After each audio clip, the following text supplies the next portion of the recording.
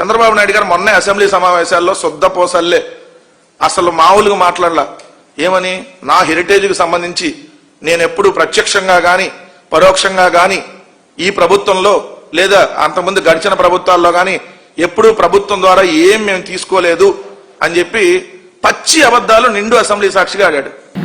నేను ముఖ్యమంత్రి అయిన తర్వాత కానీ నేను రాజకీయాల్లోకి వచ్చిన తర్వాత కానీ నేను ఆ రోజు మా కుటుంబ సభ్యులకి చెప్పింది, నేను రాజకీయాల్లో ఉంటాం, ప్రభుత్వంలో ఎక్కడ కూడా మీరు హెరిటేజ్ అనే పేరే రాకూడదు. హెరిటేజ్కి సంబంధించి 100 కోట్ల రూపాయల రాయితీలు ఇవ్వడానికి నిన్న కేబినెట్ మీటింగ్ పెట్టారు.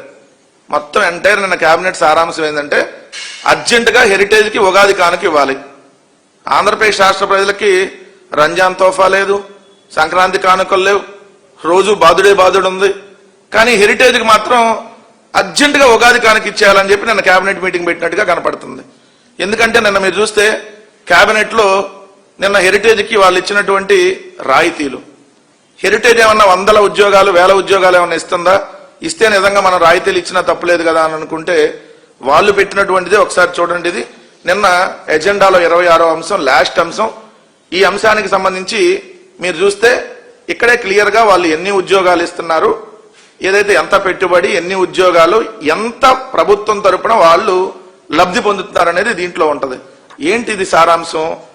18/2/2026 జరిగిన 15వ SIPB సమావేశం మినిట్స్ లో అజెండా నెంబర్ 19లో మిస్టర్ హెరిటేజ్ ఫుడ్స్ లిమిటెడ్ కు తిరుపతి జిల్లా చంద్రగిరి మండలంలోని కాశీపెంట గ్రామంలో ఉన్న ప్రస్తుతం ఉన్నటువంటి milk processing unit technology upgradation కోసం ప్రత్యేక ప్రోత్సాహకాలు మంజూరు చేయడానికి సంబంధించినటువంటి కొరిజెండంకు ఆమోదం తెలియజేయటమైంది. ఏందిదంటే 209 కోట్లు పెట్టుబడి పెడుతున్నారంట హెరిటేజ్ వాళ్ళు, 35 మందికి ప్రత్యక్ష ఉపాధి కల్పన జరిగిద్దంట. అంటే హెరిటేజ్ వాళ్ళు 35 మందికి 3500 కాదు, 350 కాదు, కేవలం 35 మందికి ఉద్యోగాలు ఇస్తారంట.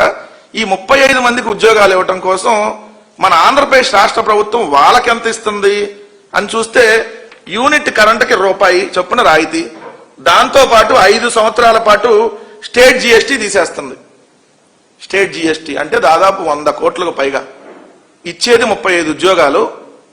హెరిటేజ్ 35 ఉద్యోగాలు ఇవ్వటం కోసం అర్ధాంతరంగా కేబినెట్ మీటింగ్ పెట్టి ఆ కేబినెట్ మీటింగ్ లో 35 మందికి వీళ్ళు ఉద్యోగాలు ఇస్తారు, అందుకని మేము 5 సంవత్సరాల పాటు జిఎస్టీని తీసేస్తున్నాం, యూనిట్ కరెంటుకి ఏదైతే రూపాయి చొప్పున రాయితీలు ఇస్తున్నాం అన్నారు. అంటే ఇది ఎంత దోపిడీ మీరు చూడండి.